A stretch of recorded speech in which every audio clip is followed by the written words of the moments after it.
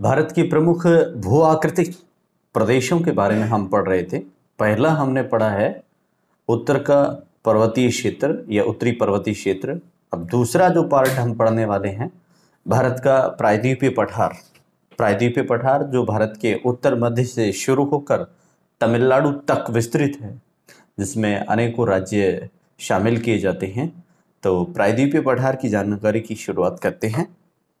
प्रायद्वीपीय पठार जो है वह प्राचीन गोंडवाना भूमि का भाग है, जिसकी आकृति त्रिभुजाकार है। इसकी ऊंचाई 600 से 900 मीटर अप्रॉक्सीमेटली मानी गई है।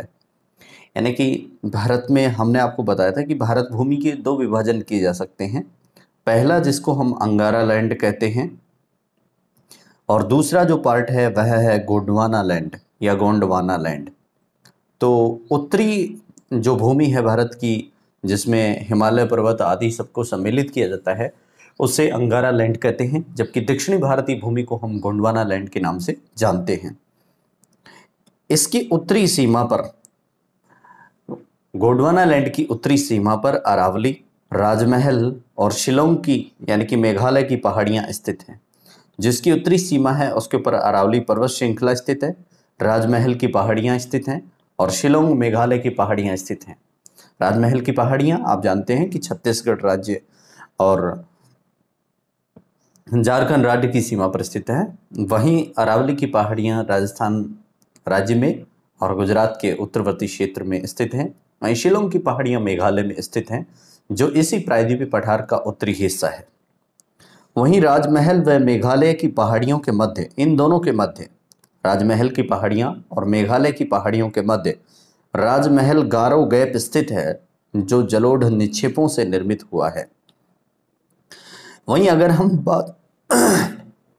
बात करें राजमहल गारो गैप की, तो राजमहल की पहाड़ियां और शिलोंग की पहाड़ियां जो मेघालय में स्थित हैं, उन दोनों के मध्य में एक गैप पाया जाता है। और इस गैप का निर्माण, यानी कि राजमहल की पहाड़ियां और मेघालय की पहाड़ियों के बीच में जो पठारी भाग है, जिसका निर्माण है, जो नदियों के जलोढ़ों से हुआ है, क्योंकि यह क्षेत्र काफ़ी मात्रा में सिंचित है।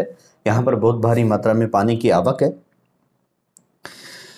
प्रायद्वीपीय पठार का ढाल उत्तर पूर्व की ओर है, और जो प्रायद्वीपीय पठार है उसका जो ढाल है वह किस तरफ है? उत्तर पूर्व की तरफ है।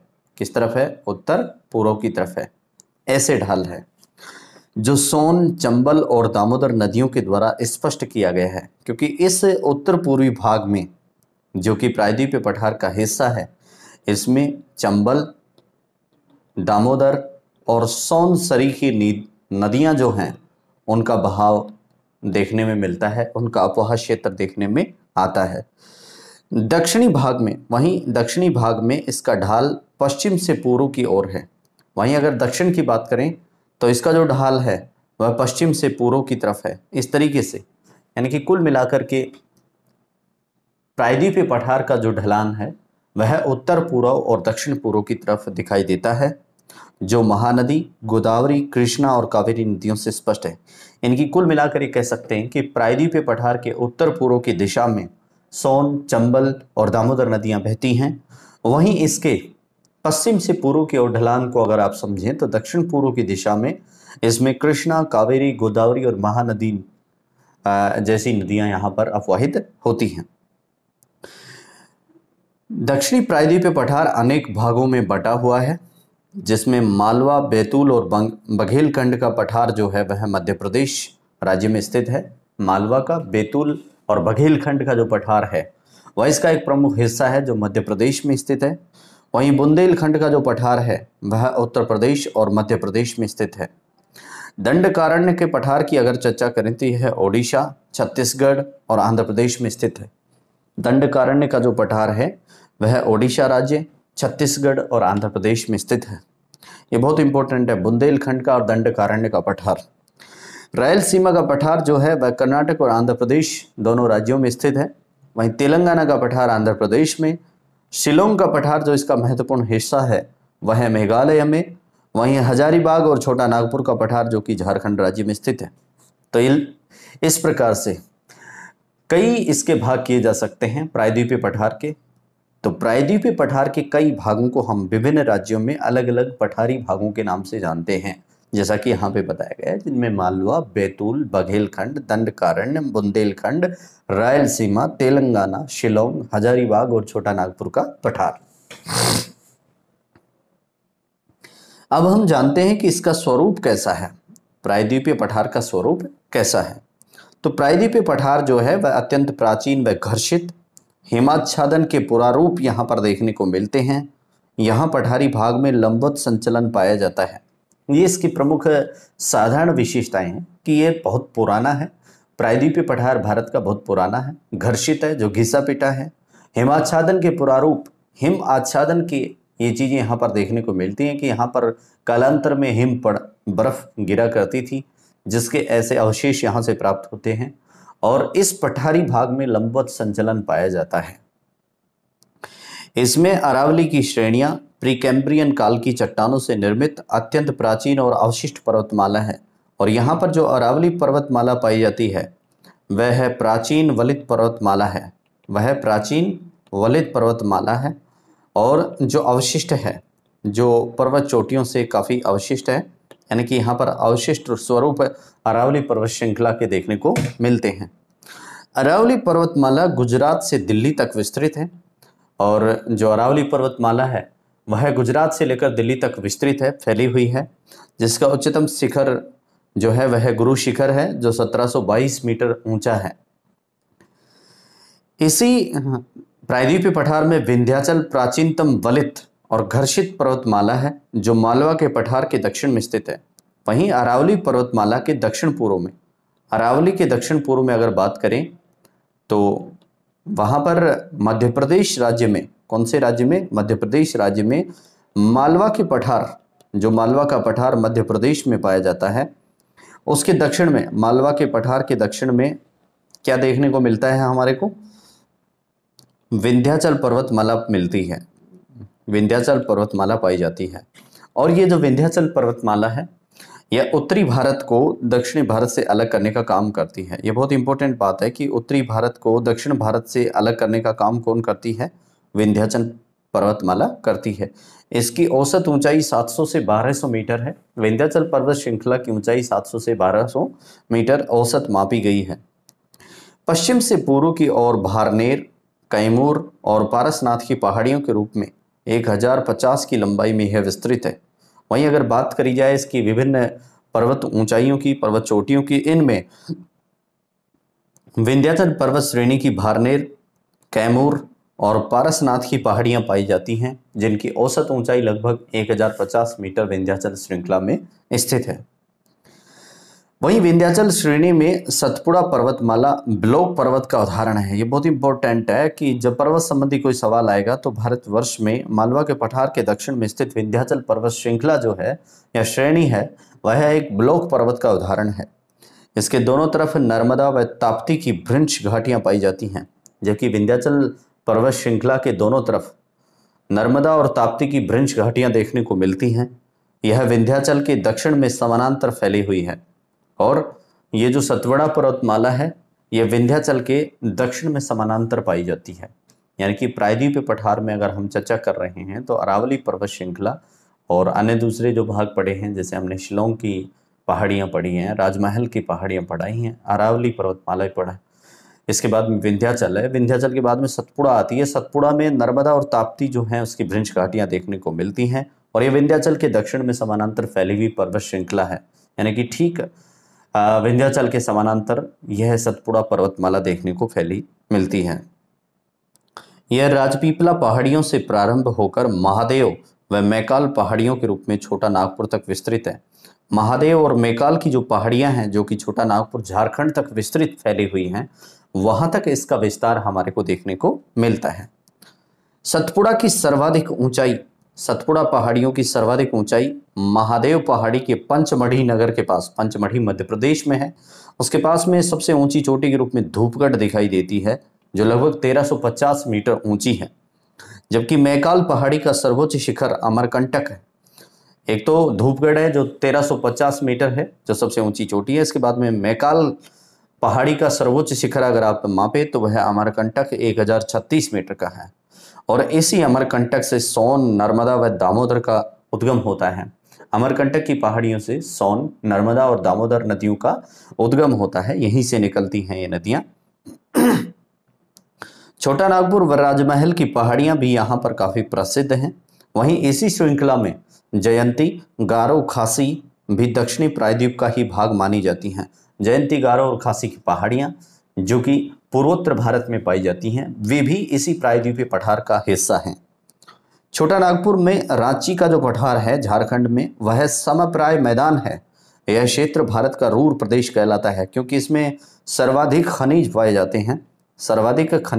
जाते हैं और इसी वजह से इसको भारत का रूर प्रदेश कहा जाता है, जो रांची में स्थित है छोटा नागपुर का पठार।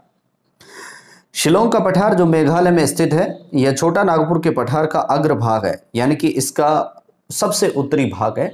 जहां पर कि छोटा नागपुर का पठार खत्म होता है, उस भाग को हम शिलोंग का पठार के नाम से जानते हैं, जो कि उत्तर पूर्वोत्तर भारत में स्थित है। तो इस प्रकार से यह हमारे प्रायद्वीपीय पठार का प्रमुख भाग हमने जाना है। अब हम जानेंगे इसमें भी पश्चिमी घाट, कि भारत में जो पश्चिमी घाट पाए जाते हैं उनकी अवस्थिति क्या है, वहां पर क्या क्या देखने को मिलता है।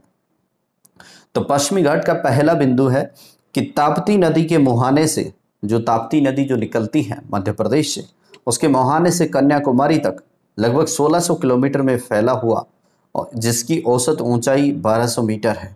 सबसे पहला इसका परिचय यह है कि पश्चिमी घाट जो है वह ताप्ती नदी के मुहाने से लेकर कन्याकुमारी तक फैला हुआ है, जिसकी लंबाई जो है जो 1600 किलोमीटर है, जबकि औसत ऊंचाई इसकी 1200 मीटर तक है।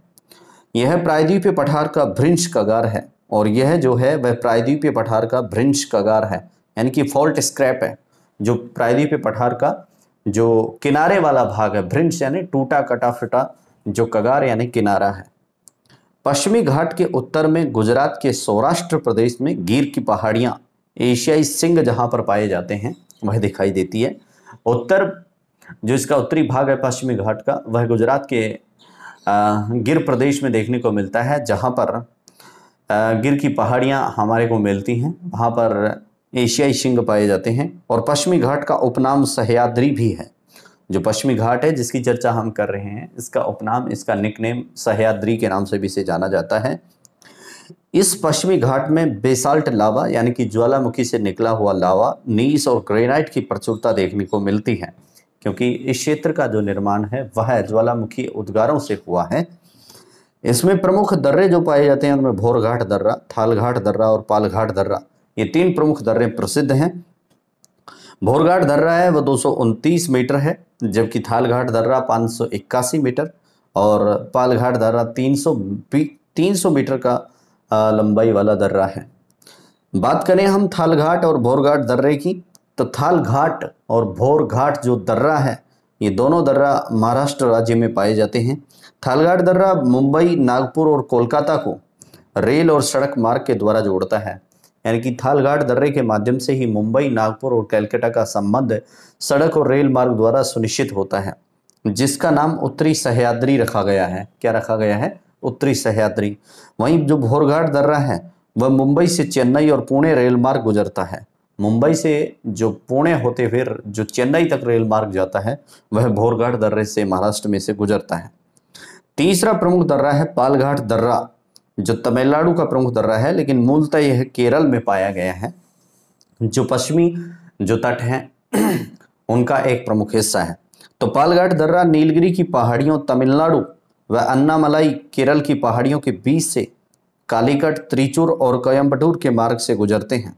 यानी कि यहाँ से नीलगिरी की पहाड़ियाँ और अन्नामलाई की पहाड़ियों के मध्य में जो पालघाट दर्रा है, यहाँ से प्रमुख रूप से कालीकट, त्रिचूर और कोयम्बटूर का जो रेल मार्ग है वह गुजरता है।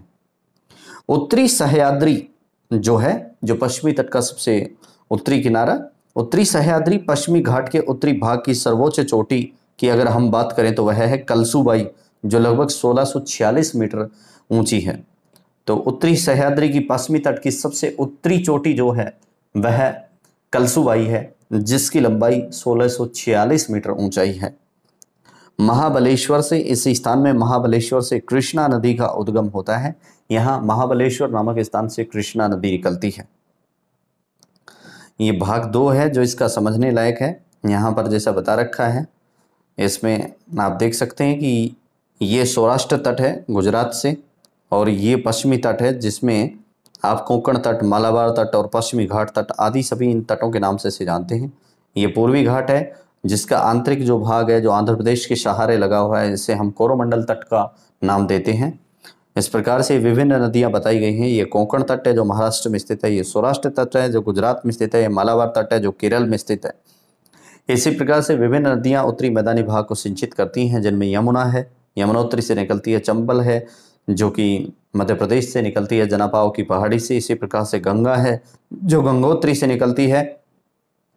ठीक इसी प्रकार से बेतवा नदी है, फिर सीन है, इसी प्रकार से दामोदर नदी है। ठीक इसी प्रकार से घाघरा, गंडक, कोसी आदि सभी नदियां मिलकर के यहाँ से दामोदर नदी के मिलन के साथ में नदियां ढाका के पास में किसमें गिर जाती है, बंगाल की खाड़ी में। इसी प्रकार से सिंधु नदी तंत्र बताया गया है जिसमें झेलम, चेनाब, रावी और सतलज आदि नदियों का इसमें संगम होता है। तो दोस्तों ये था आपका पश्चिमी तट, जिसमें आपको हमने बताया है कि यह उत्तरी सह्याद्री से शुरू होकर यानी कि गुजरात के सौराष्ट्र तट से शुरू होकर गिर की पहाड़ियां इसमें सम्मिलित हैं। यह इसके बाद में कोंकण तट महाराष्ट्र, फिर मालाबार तट केरल को समाहित करता हुआ तमिलनाडु के उत्तरी किनारे तक स्पर्श करता है, जिसकी सर्वोच्च उत्तरी चोटी कलसुबाई जो 1651 मीटर ऊंची है आदि सब इसमें सम्मिलित हैं। इसके बाद में दोस्तों आप देख सकते हैं कि प्रायद्वीपीय भाग के अंदर विभिन्न पहाड़ियों को यहाँ पे वर्णित किया गया है, जिसमें इसे रेखा क्षेत्र के माध्यम से बताया गया है कि इसका जो विस्तार है वह अरावली, कैमूर, राजमहल और शिलांग की पहाड़ियों के रूप में प्रायद्वीपीय पठार का वर्णन किया जा सकता है, जिसमें उत्तर से पश्चिम की ओर पश्चिमी घाट पर्वत और पूर्वी घाट पर्वत पूर्वी तटीय मैदानों के नाम से जाने जाते हैं। इसका दक्षिणतम हिस्सा कन्याकुमारी के नाम से परिभाषित किया गया है। आप देख सकते हैं कि इस दक्षिण के प्रायद्वीपीय भाग के अंदर गुरु शिखर जो अरावली की सर्वोच्च चोटी राजस्थान में स्थित है, गिर की पहाड़ियां गुजरात में स्थित हैं। ठीक इसी प्रकार से नर्मदा नदी, चंबल, बेतवा, विंध्याचल श्रेणी से निकलने वाली प्रमुख नदियां हैं। सोन भी इनकी सहायक नदी है, और इसी विंध्याचल के समानांतर दक्षिण में स्थित है सतपुड़ा श्रेणी, जहां से ताप्ती नदी निकलती है। और सतपुड़ा श्रेणियों का जो पूर्वी जो हिस्सा है वह महादेव की पहाड़ियों के नाम से जाना जाता है। वहीं झारखंड के अंदर छोटा नागपुर का पठार है जहां से महानदी का उद्गम होता है। ठीक इसी प्रकार से उड़ीसा के अंदर बालाघाट श्रेणियां पाई जाती हैं जो उड़ीसा और मध्य प्रदेश में विस्तृत हैं। यहाँ उड़ीसा में चिल्का झील और महेंद्रगिरी की पहाड़ियां देखने को आपको मिलती हैं, महेंद्रगिरी की पहाड़ियां। ठीक इसी प्रकार से उत्तरी पूर्वी भारत के अंदर या पूर्वोत्तर भारत में गारो, खासी और जयंती की पहाड़ियां दक्षिणी प्रायद्वीपीय पठार का हिस्सा हैं। इसी प्रकार से पश्चिमी तट पर सौराष्ट्र, कोंकण, मालाबार आदि तट प्रमुखता से पाए जाते हैं। वहीं बात करें कावेरी नदी की, तो कावेरी नदी के सहारे जो कि तमिलनाडु के अंदर अन्नामलाई की पहाड़ियां पाई जाती हैं, जहां से कि पेरियार नदी का उद्गम होता है। वहीं इलायची की पहाड़ियां, कार्डमम की पहाड़ियां तमिलनाडु में पाई गई हैं। ठीक इसी प्रकार से पूर्वी तट की तरफ अगर हम चर्चा करें तो यहाँ पर नीलगिरी की पहाड़ियाँ और नीलगिरी की सर्वोच्च चोटी जो दोदा बेटा है, जिसकी ऊंचाई 2637 मीटर है, जो दक्षिण भारत की सबसे ऊंची चोटी है। ठीक है, 2637 मीटर जो नीलगिरी की सर्वोच्च चोटी मानी जाती है, जिसे दोदा बेटा कहा गया है, वह स्थित है।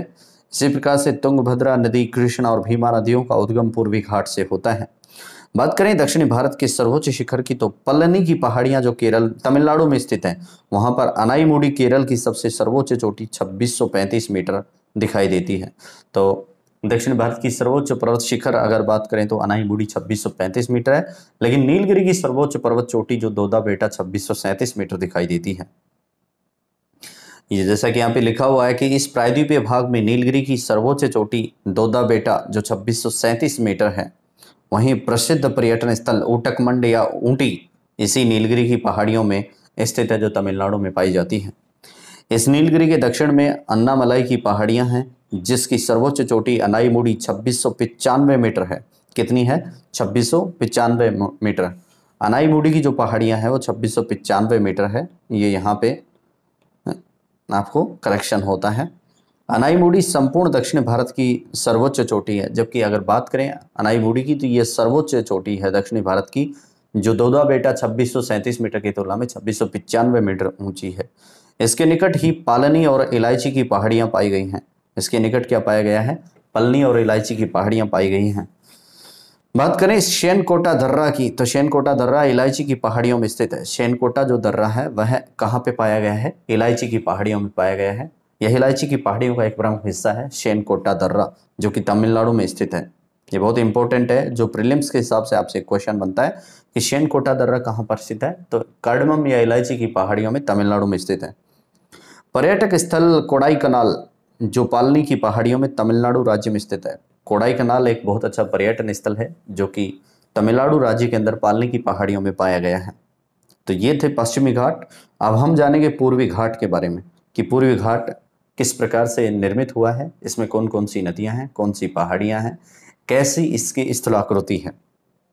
तो ये विच्छिन्न भाग है, पूर्वी तट है, काफी विच्छिन्न भाग है, छितराया हुआ है।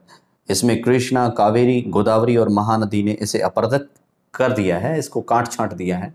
तो चार प्रमुख नदियां कृष्णा, कावेरी, गोदावरी और महानदी, इन नदियों ने इस तट को बिल्कुल कटाफटा और विस्तृत कर दिया है। पूर्वी घाट की सर्वोच्च चोटी ओडिशा की अरामाकोंडा विशाखापट्टनम है। अगर बात करें पूर्वी घाट की सर्वोच्च पर्वत चोटी की, तो वह ओडिशा के अंदर स्थित है, वह है अरामाकोंडा। कौन सी है? अरामाकोंडा। वहीं पूर्वी घाट को उत्तर में उत्तरी सरकार तट और मध्य में कोडप्पा तथा दक्षिण में तमिलनाडु पहाड़ी से संबोधित किया जाता है। अगर पूर्वी घाट की ऊंचाई के अनुसार इसका नामकरण किया जाए तो कुछ इस तरीके से समझा जा सकता है कि पूर्वी घाट के उत्तरी भाग को उत्तरी सरकार तट, मध्य भाग को कोडप्पा तट और दक्षिण भाग के अंदर तमिलनाडु पहाड़ी के नाम से इसे संबोधित किया जाता है। इस पूर्वी घाट में नल्लामल्ला, एर्रामल्ला, कोडप्पा, शेवराय और जवादी की पहाड़ियां तमिलनाडु का प्रमुख हिस्सा हैं, जिनकी औसत ऊंचाई लगभग 600 मीटर है। इस क्षेत्र के अंदर नल्लामल्ला की पहाड़ियां आंध्र प्रदेश में, एर्रामल्ला की पहाड़ियां भी आंध्र प्रदेश में, कोडप्पा की पहाड़ियां जो कर्नाटक का दक्षिणी पूर्वी हिस्सा है, शेवराय की पहाड़ियां तमिलनाडु में, जवादी की पहाड़ियां जो कि प्रमुख रूप से तमिलनाडु में पाई जाती हैं, आदि सभी इसका हिस्सा है। और इस प्रकार से पूर्वी घाट में इन पहाड़ियों की जो औसत ऊंचाई है वह 600 मीटर मानी गई है। कितनी मानी गई है? 600 मीटर। नेक्स्ट हमारा टॉपिक है भाई उत्तर भारत का विशाल मैदान, यानी कि उत्तर भारत के जो मैदान पाए गए हैं जो हिमालय के दक्षिण में और प्रायद्वीपीय पठार के उत्तर में स्थित हैं। तो इन मैदानों की क्या स्थिति है, इनका स्वरूप कैसा है, क्या इनका उपयोग है, क्या इनका महत्व है, इसके बारे में जानेंगे। तो भारत के भू आकृतिक प्रदेशों में बड़ा इंपॉर्टेंट है उत्तर भारत का विशाल मैदान।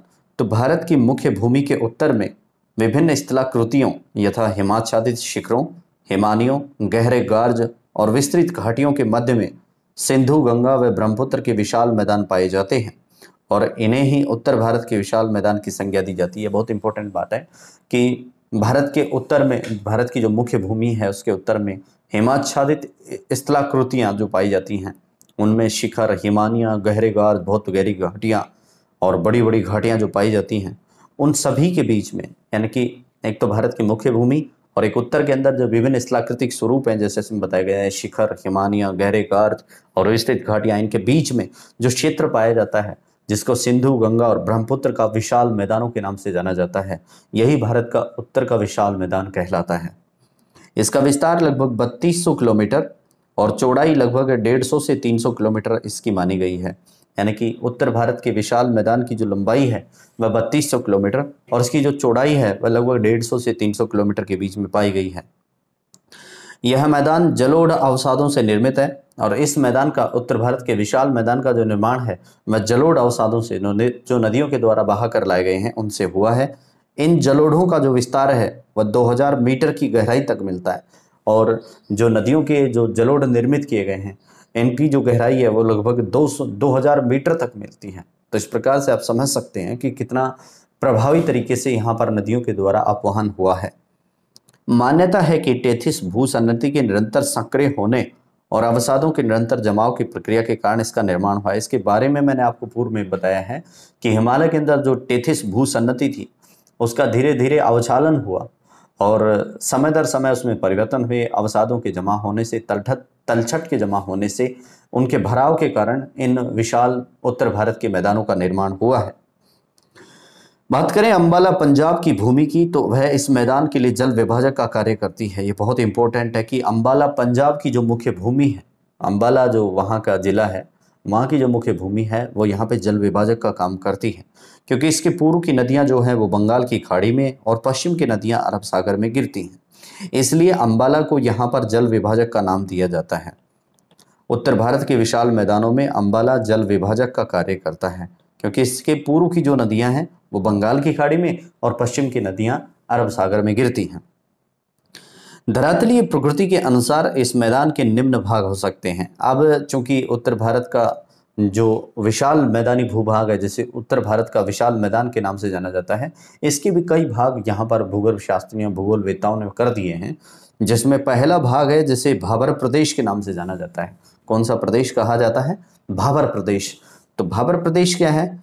शिवालिक की तलहटी में, यानी कि हिमालय का जो सबसे निम्नतम भाग है शिवालिक, उसकी तलहटी में सिंधु नदी से लेकर तीस्ता तक, यानी कि ब्रह्मपुत्र तक, इसकी चौड़ाई लगभग 8 से 16 किलोमीटर आंकी गई है। कितनी चौड़ाई आंकी गई है? 8 से 16 किलोमीटर। तो भाबर प्रदेश जो है वह हिमालय की तलहटी तराई प्रदेशों में पाया जाता है और इसका निर्माण कंकड़ व अन्य पदार्थों की अधिकता से नदियों में जो पारगम्यता पाई जाती है वह देखने को मिलती है।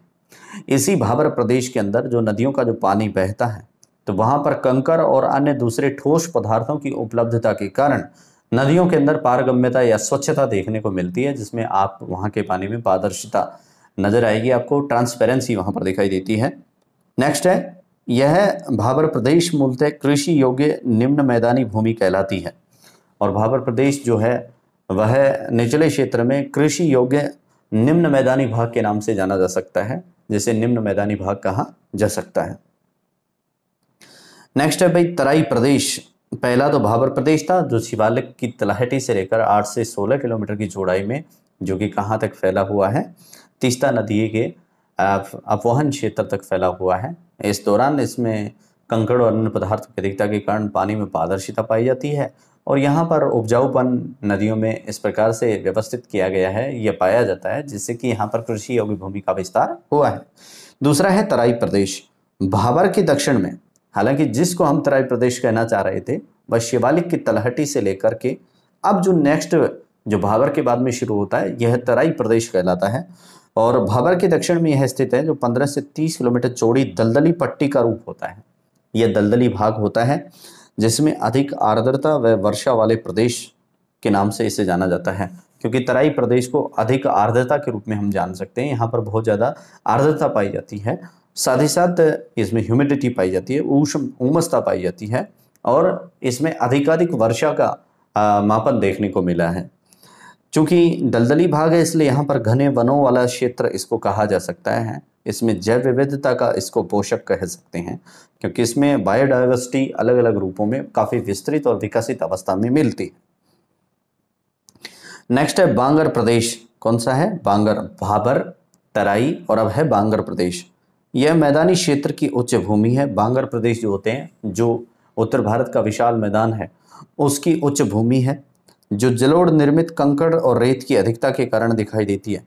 इस क्षेत्र के अंदर जलोढ़ से निर्मित गंगा नदी का निर्माण हुआ है, जिसमें कंकड़ और रेत की अधिकता देखने को मिलती है। इसके कारण इसके जो नवीन स्वरूप हैं उनको भुड्ड कहा जाता है। क्या कहा जाता है? भुड्ड कहा जाता है, क्योंकि इसमें कंकड़ रेत की अधिकता पाई जाती है और जलोढ़ पाए जाते हैं, अवसाद बहुत ज़्यादा पाए गए हैं, इसलिए इसकी जो ऊपरी सतही सीमा है उसको भुड्ड कहा जाता है। यथा जैसे आप देख सकते हैं कि गंगा और यमुना दोआब के ऊपरी भागों में निक्षेप के रूप में यह भुड्ड पाया जाता है, जहाँ पर नदी तेज बहाव के साथ पानी के साथ आगे बढ़ती है और फिर वह धीरे धीरे उसका जलस्तर नीचे उतरने लगता है, तो नदी के किनारे जो तलछट के रूप में जो मिट्टी जमा हो जाती है वह भुड्ड कहलाती है और इन्हीं क्षेत्रों को बांगर प्रदेश के नाम से जाना जाता है, जो कि उत्तर के विशाल मैदानों का ऊपरी सतह या ऊपरी भाग के रूप में स्वीकार किया जा सकता है। नेक्स्ट है खादर प्रदेश। अब खादर प्रदेश कौन से होते हैं? जो नवीन जलोढ़ मिट्टी से निर्मित होते हैं और प्रतिवर्ष नवीन उर्वर मिट्टी से कछारी प्रदेश का निर्माण होता है। जब नदियां आए बार वर्षा ऋतु के दौरान या मानसूनी दिनों में काफ़ी बहाव वाली होती हैं, जब उनमें तेज उफान आता रहता है, तो उस समय ये नवीन जलोढ़ों से इनका निर्माण होता है और ये प्रतिवर्ष नवीन उर्वर मिट्टी से जब इनका निर्माण होता है तो ये कछारी प्रदेश का निर्माण करती हैं, जहाँ पर कि उपजाऊपन अधिकाधिक होता है, बहुत सारे अवसाद, बहुत सारी तलछट और बहुत सारी उर्वरक चीज़ों को ये बहाकर अपने साथ लाती हैं। कछारी प्रदेश से ही डेल्टा प्रदेश का निर्माण होता है। और जब कछारी प्रदेश, जिसको हम खादर प्रदेश कह रहे हैं, यहीं से फिर डेल्टा प्रदेश का निर्माण होता है, डेल्टा का निर्माण होता है। जैसे आप उदाहरण के रूप में देख सकते हैं कि गंगा और ब्रह्मपुत्र का जो डेल्टा है वह पश्चिम बंगाल और बांग्लादेश में सुंदरवन के नाम से जाना जाता है।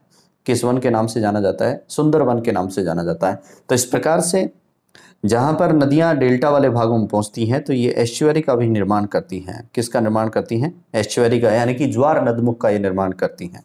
तो इस प्रकार से यह खादर प्रदेश है जो नवीन जलोढ़ों के द्वारा निर्मित होता है।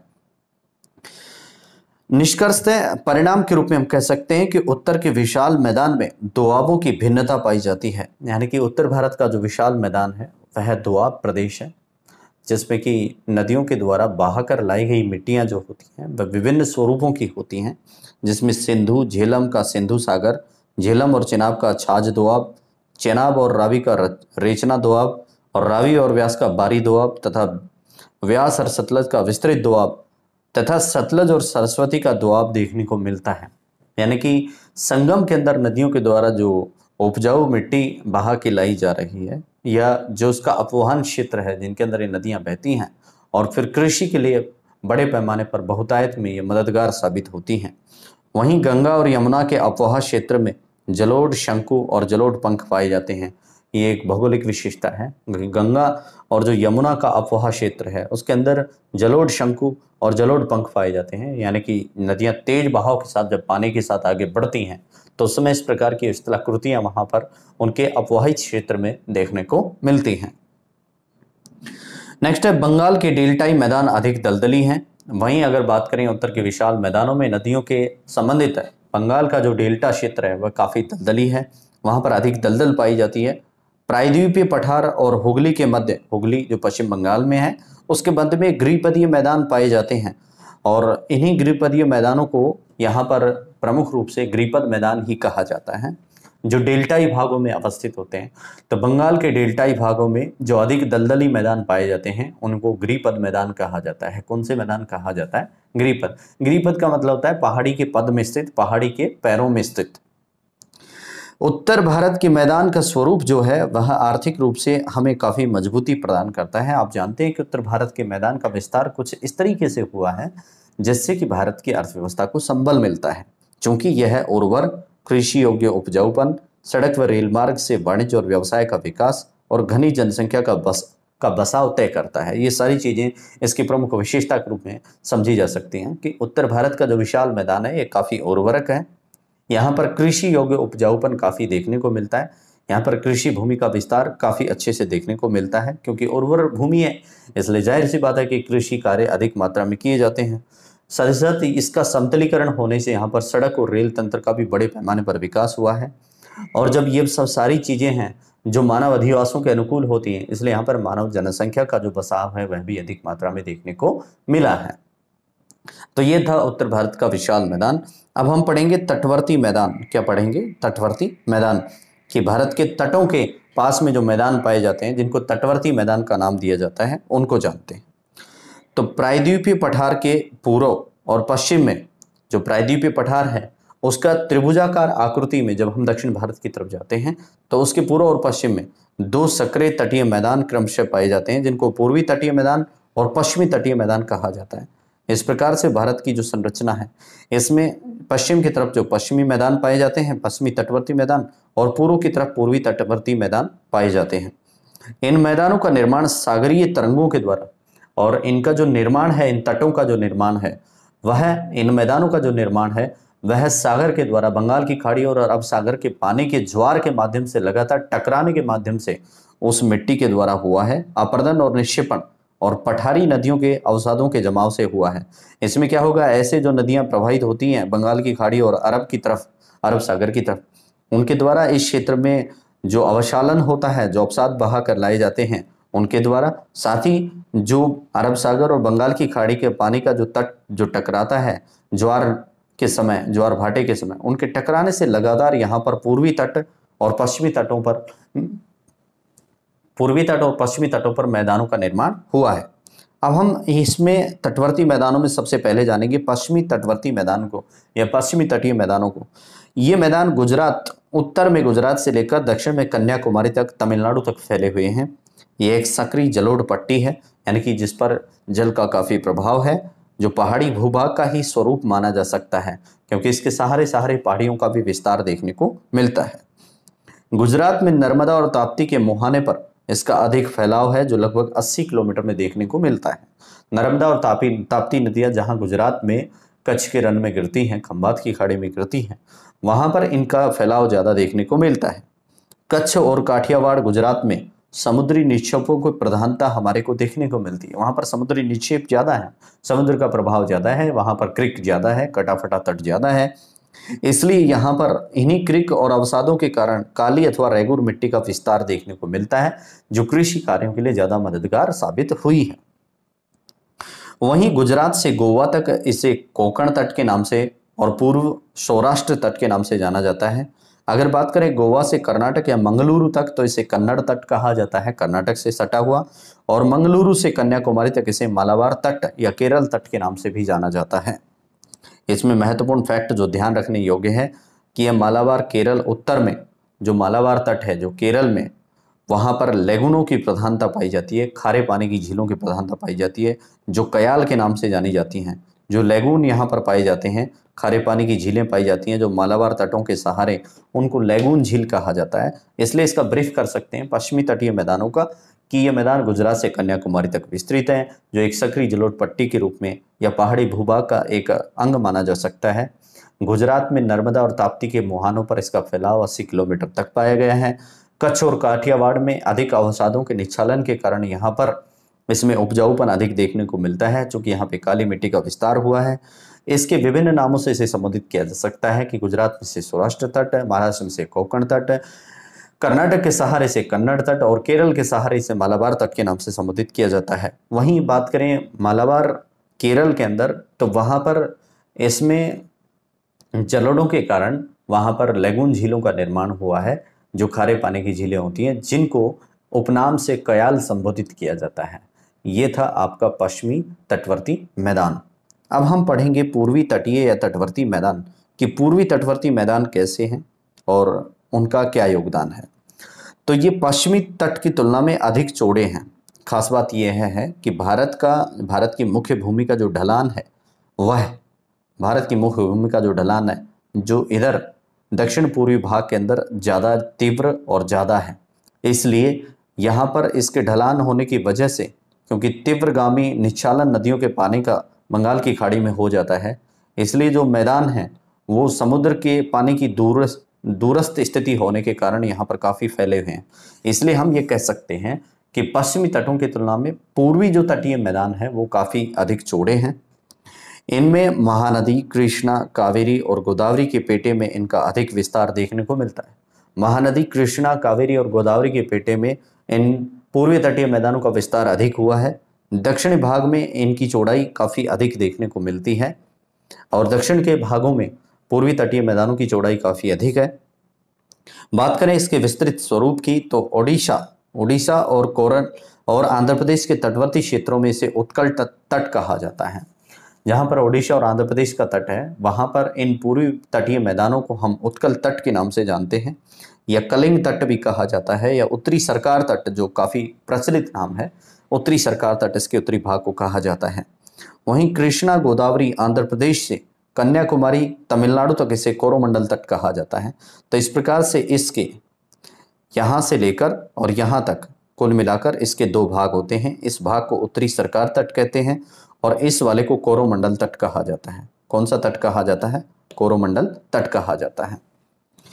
लौटते हुए मानसूनी प्रभाव से इस कोरोमंडल तट पर अधिक बारिश होती है। हम जानते हैं कि जो शीतकालीन मानसून होता है उसका सर्वाधिक फायदा जो होता है वह भारत के कोरोमंडल तट या पूर्वी तटवर्ती मैदानों में देखने को मिलता है, जो यहाँ पर सर्वाधिक बारिश करते हैं। इसका स्वरूप काफ़ी सपाट और सही है, जहाँ पर बंदरगाहों की कमी है, और चूंकि ये काफ़ी कटाफटा नहीं है, इसलिए इस स्थिति में यहाँ पर बंदरगाहों की कमी है, क्योंकि जहाँ पर हार्बर्स बनाए जाते हैं, जहाँ पर पोताश्रय बनाए जाते हैं, वहाँ के तट गहरे होने चाहिए और साथ ही साथ वहाँ पर कटाव फटाव ज़्यादा होना चाहिए, जो पश्चिमी तटों पर देखने को मिलता है, लेकिन यहाँ पे ऐसा नहीं है।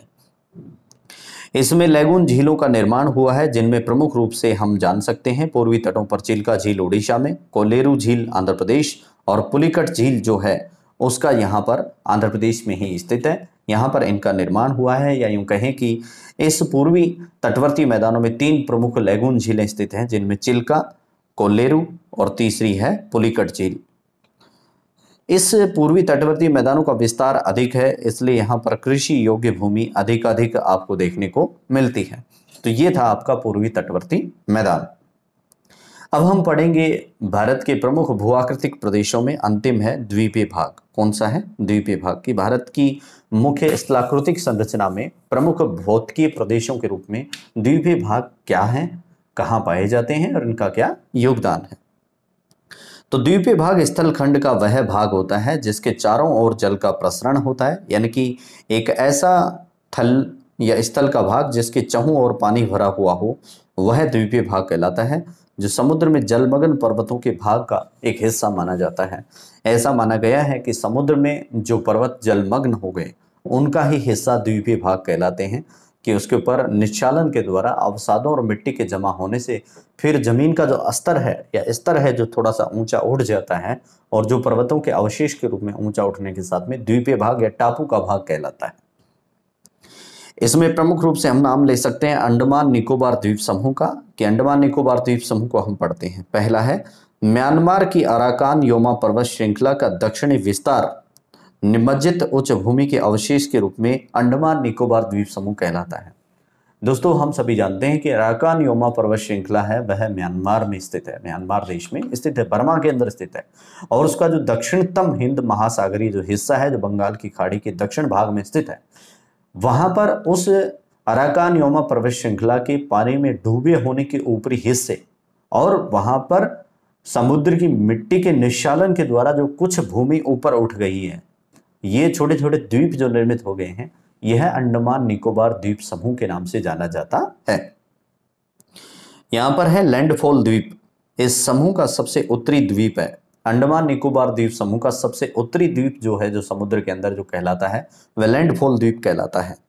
कोको जलमार्ग इसे म्यांमार के कोको द्वीप से अलग करता है, और लैंडफॉल द्वीप और कोको द्वीप दोनों को अलग करने का काम कौन करता है? कोको द्वीप कहाँ का है? म्यांमार का है। तो म्यांमार के कोको द्वीप और अंडमान निकोबार के लैंडफॉल द्वीप दोनों को अलग करने का काम कौन करेगा? कोको जलमार्ग करेगा। इस क्षेत्र में चीन का निगरानी तंत्र भी कार्य कर रहा है, और लैंडफॉल द्वीप पर जो उत्तरी अंडमान का एक हिस्सा है, वहां पर चीन ने अपना निगरानी तंत्र, अपना एक डिटेक्टिव सिस्टम वहां पर स्थापित कर रखा है। वहीं अंडमान निकोबार द्वीप समूह में स्थित है नारकोंडम द्वीप। इस द्वीप में 2 सुषुप्त ज्वालामुखी पाए गए हैं। वहीं बैरन द्वीप जो है उसमें एक सक्रिय ज्वालामुखी पाया गया है। तो इस प्रकार से हम कह सकते हैं कि नारकोंडम द्वीप में 2 सुषुप्त ज्वालामुखी पाए जाते हैं, वहीं बैरन द्वीप में एक सक्रिय ज्वालामुखी हमारे को देखने को मिलता है। तो नारकोंडम द्वीप जिसमें 2 सुषुप्त ज्वालामुखी हैं, और बैरन द्वीप में एक सक्रिय ज्वालामुखी पाया जाता है। बात करेंगे उत्तरी अंडमान की। उत्तरी अंडमान एक पर्वतीय प्रदेश है जिसकी सर्वोच्च चोटी सैडल पीक है। अंडमान निकोबार द्वीप समूह का जो उत्तरी पर्वतीय क्षेत्र है, जिसकी सर्वोच्च चोटी है, वह है सैडल पीक, जहां पर सदाबहार वनों का प्रसार देखने को मिलता है, क्योंकि ये क्षेत्र काफी दलदली और पानी के प्रभाव वाला दिखाई देता है, जिसकी सर्वोच्च पर्वत चोटी कौन सी है? सैडल पीक है। बात करते हैं मध्य अंडमान की। तो मध्य अंडमान समूह का विशालतम द्वीप है, जिसकी राजधानी पोर्ट ब्लेयर है, और यहीं पर विश्व प्रसिद्ध सेल्यूलर जेल, काला पानी की जेल, जो दक्षिणी अंडमान में दिखाई देती है। तो अंडमान निकोबार द्वीप समूह या अंडमान की जो राजधानी है वह मध्य अंडमान में स्थित है, जिसे पोर्ट ब्लेयर कहा जाता है। वहीं यहाँ पर विश्व प्रसिद्ध सेल्यूलर जेल भी पाई गई है, जो दक्षिणी अंडमान में स्थित है। यहाँ पर माउंट हेवलॉक और हैरियर में राष्ट्रीय पार्क पाए जाते हैं। यहाँ पर 2 प्रमुख द्वीप हैं, द्वीपीय हिस्सा है, जिसमें माउंट हेवलॉक और हैरियर हैं, वहाँ पर राष्ट्रीय पार्क भी पाए जाते हैं। अंडमान द्वीप समूह का सबसे दक्षिणी भाग लघु अंडमान कहलाता है, और जो अंडमान निकोबार द्वीप समूह है उसका सबसे दक्षिणी हिस्सा क्या कहलाता है? लघु अंडमान कहलाता है। 10 डिग्री चैनल से कार निकोबार से इस लघु अंडमान को पृथक किया जाता है। लघु अंडमान और कार निकोबार जो द्वीप समूह है अंडमान निकोबार का, उसे 10 डिग्री चैनल के द्वारा अलग होने का अवसर मिलता है। वहीं ग्रेट निकोबार में इंदिरा पॉइंट स्थित है जो भारत का दक्षिणतम बिंदु है। नानकोरी इस समूह का सबसे महत्वपूर्ण द्वीप है। ग्रेट निकोबार के अंदर एक बहुत महत्वपूर्ण द्वीप स्थित है जिसे नानकोरी कहा गया है, और यहीं पर ग्रेट निकोबार में भारत का सबसे दक्षिणतम बिंदु इंदिरा पॉइंट पाया जाता है। ये था आपका अंडमान निकोबार द्वीप समूह। अब हम जानेंगे लक्षद्वीप समूह कि जो लक्षद्वीप है भारत का एक प्रमुख द्वीप है, उसके समूह जो कि अरब सागर में स्थित है लक्षद्वीप। तो इसकी शुरुआत करते हैं। लक्षद्वीप भारत के अरब सागर में स्थित है। यह प्रवाल निर्मित या मूंगे की चट्टानों से इसका निर्माण हुआ है जो जलीय जीव होते हैं। यहाँ पर मूंगों की प्रधानता या बड़ी मात्रा के अंदर उनकी एक परत पूरी एक यूँ कहें कि एक लेयर पाई जाती है। तो मूंगों की प्रधानता और चूने के सहयोग से इसका विकास लक्षद्वीप समूह का विकास हुआ है। यहाँ पर सबसे बड़ा जो द्वीप है उसे अंद्रोथ नाम दिया गया है। क्या नाम दिया गया है? अंद्रोथ। तो लक्षद्वीप समूह का सबसे बड़ा द्वीप अंद्रोथ द्वीप कहलाता है, जबकि इसका सबसे बड़ा जो द्वीप समूह है उसे अमीन दीवी का नाम दिया गया है। लक्षद्वीप समूह का सबसे बड़ा जो द्वीप समूह है उसे अमीन दीवी कहा जाता है। यहाँ की जो राजधानी है वह कवरत्ती कहलाती है। क्या कहलाती है? कवरत्ती कहलाती है। तो लक्षद्वीप को मिनिकॉय द्वीप से, लक्षद्वीप जो है उसको मिनिकॉय द्वीप से अरब सागर में 9 डिग्री चैनल अलग करता है, जबकि मिनिकॉय को मालदीव से, ये दो चीज़ें हैं, एक यहाँ पे लक्षद्वीप है, फिर मिनिकॉय है, और फिर मिनिकॉय के बाद में मालदीव है। तो अब इनका जो पृथक्करण है वो विभिन्न चैनलों के माध्यम से होता है। इस लक्षद्वीप को मिनिकॉय से अलग करने का काम तो 9 डिग्री चैनल करता है, और फिर मिनिकॉय को मालदीव से अलग करने का काम जो करता है वो 8 डिग्री चैनल करता है। ये इनका पृथक्करण करने का काम होता है। जैव विविधता की प्रचुरता हमारे यहाँ पर लक्षद्वीप समूह में देखने को मिलती है, जहाँ पर बायोडाइवर्सिटी का एक बहुत बड़ा खजाना है। या मूंगे की विशाल चट्टानें और परतें देखने को मिलती हैं, और चूना पत्थरों के संचालन और सम्मिश्रण से इस लक्षद्वीप समूह का निर्माण विभिन्न छोटे छोटे द्वीपों के रूप में हुआ है। अब ये कुछ यहाँ पर एक वेन आरेख या डायग्राम बनाया गया है, इसको देख लेते हैं कि प्रायद्वीपीय भारत के अंतर्गत आने वाले प्रमुख पठारों का एक ये हमने आपके लिए ग्राफ बनाया है, जिसको देख सकते हैं कि भारत जो प्रायद्वीपीय पठार का एक हिस्सा है, ठीक है, उसमें कौन कौन से पठार आते हैं। तो सबसे पहला पठार है मालवा का पठार, दूसरा है बुंदेलखंड का पठार, तीसरा है छोटा नागपुर का पठार, फिर है दक्कन का पठार, फिर है दंडकारण्य का पठार, और फिर है मेघालय का पठार। तो इनका डिवाइडेशन करते हुए ये जान लेते हैं कि कौन कौन से राज्यों में किस किस रूप में किस किस पहाड़ियों में पाए जाते हैं। पहला तो है मालवा का पठार। हालांकि हमने इसको आपको पूर्व में बता दिया है, जो ज्वालामुखी लावा से निर्मित हुआ है। यह उत्तर में ग्वालियर की पहाड़ियाँ व उत्तरी पूर्वी सीमा पर बघेलखंड के पठार के नाम से जाना जाता है। इसकी उत्तरी पूर्वी जो सीमा है वह बघेलखंड का पठार कहलाती है, और इसके उत्तर में ग्वालियर की पहाड़ियाँ हमारे को मिलती हैं। वहीं बात करें बुंदेलखंड के पठार की, तो ये ग्वालियर और विंध्याचल के मध्य में पाया गया है, जिसमें उत्खात भूमि प्रदेश हमारे को पाया जाता है। यानी कि जो नदियों के तीव्र प्रवाह के कारण कटा फटा तट है, इसलिए उसको उत्खाट भूमि प्रदेश कहा जाता है, जो काफी उपजाऊ है। नेक्स्ट है छोटा नागपुर का पठार, जो कि झारखंड में स्थित है। ये उत्तरी सीमा पर इसके राजमहल की पहाड़ियां पाई जाती हैं। महानदी इसकी दक्षिणी सीमा बनाती है। छोटा नागपुर की पठार की जो दक्षिणी सीमा बनाने का काम महानदी बनाती है, जो उड़ीसा की प्रमुख नदी है। यहाँ पर खनिज संसाधनों में यह काफ़ी धनी है। बात करें दंडकारण्य के पठार की, यह दक्षिणी छत्तीसगढ़ में पाया गया है, या दंडकारण्य का पठार छत्तीसगढ़ के दक्षिणी भाग में स्थित है। दंडकारण्य का पठार अत्यंत अनुपजाऊ है, ये बिल्कुल उपजाऊ नहीं है तथा बहुत ही कटाफटा या ऊबड़ खाबड़ है, जिसका कोई अपना उपयोग नहीं है। इसलिए दंडकारण्य का पठार कहाँ पे बताया गया है? दक्षिणी छत्तीसगढ़ में। बात करें मेघालय के पठार की, तो मेघालय का पठार गारो, खासी और जयंती की पहाड़ियों में पाया गया है। मेघालय का पठार कहाँ पे पाया गया है? गारो, खासी और जयंती की पहाड़ियों में पाया गया है। यहाँ पर चेरापूंजी और मासिनराम दो प्रमुख अत्यंत वर्षा वाले स्थान स्थित हैं। इसका उपनाम जो है मेघालय के पठार का, वह शिलोंग के पठार के नाम से रखा गया है। अब हम बात करेंगे दक्कन के पठार की, कि प्रायद्वीपीय पठार का ही एक प्रमुख हिस्सा है दक्कन का पठार, जो इसकी दूसरी ट्रैप है। इसको बहुत महत्वपूर्ण माना जा सकता है। तो दक्कन के पठार की जो ट्रैप, इसका पहला हिस्सा है दक्कन का लावा का पठार, जिसमें बेसाल्ट प्रधान लावे की उपस्थिति देखने को मिलती है, जो मूल रूप से ज्वालामुखी लावे से निर्मित हुआ है। यहाँ पर कपासी मिट्टी का अधिकाधिक प्रभाव देखने को मिलता है। ये काफ़ी उपजाऊ प्रदेश है, दक्कन का लावा का पठार। दूसरा पठार है जो दक्कन के पठार का ही एक हिस्सा है, तेलंगाना का पठार। यह तेलंगाना के आंतरिक भागों में पाया जाता है। इसकी उत्तरी सीमा काफ़ी पठारी है तथा दक्षिणी सीमा इसकी उर्मिल मैदानों के रूप में जानी जाती है। इसमें गोदावरी नदी इस पठार को दो भागों में बांटती है। तेलंगाना के पठार के बीचों बीच कौन सी नदी गुजरती है? गोदावरी नदी गुजरती है। कौन सी नदी गुजरती है? गोदावरी। और इसका तीसरा प्रमुख भाग है दक्कन तेलंगाना के बाद में है मैसूर का पठार। कौन सा पठार है? मैसूर का पठार। मैसूर के पठार में कर्नाटक में बाबा बुदन की पहाड़ियाँ काफ़ी प्रसिद्ध हैं। बाबा बुदन की पहाड़ियाँ कर्नाटक में पाई जाती हैं, जो मैसूर के पठार का दक्कन के पठार के अंतर्गत एक प्रमुख हिस्सा है। यहाँ पर लौह अयस्क की प्रचुरता मिलती है, जो कि बेल्लारी और अन्य दूसरे जिलों के अंदर देखने को मिली है।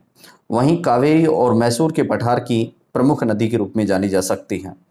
यहीं पर कावेरी नदी जो है, जो कर्नाटक से निकलती है, यह मैसूर के पठार की प्रमुख नदी है, जो इसे सिंचित करने का काम करती है। तो इस प्रकार से दक्कन के पठार के भी तीन भाग हैं, दक्कन का लावा का पठार, तेलंगाना का पठार और मैसूर का पठार।